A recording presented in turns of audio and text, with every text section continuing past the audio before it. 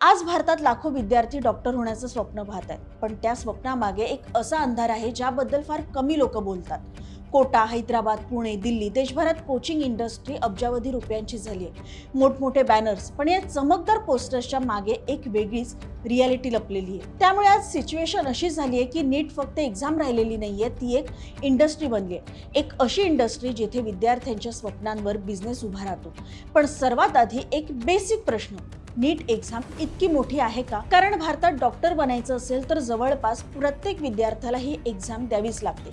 दरवर्षी 17 लाखांपेक्षा जास्त विद्यार्थी नीट देतात, पण सिलेक्शन फक्त 7 ते 8%. म्हणजे 100 मुलांपैकी फक्त 7 किंवा 8 जण.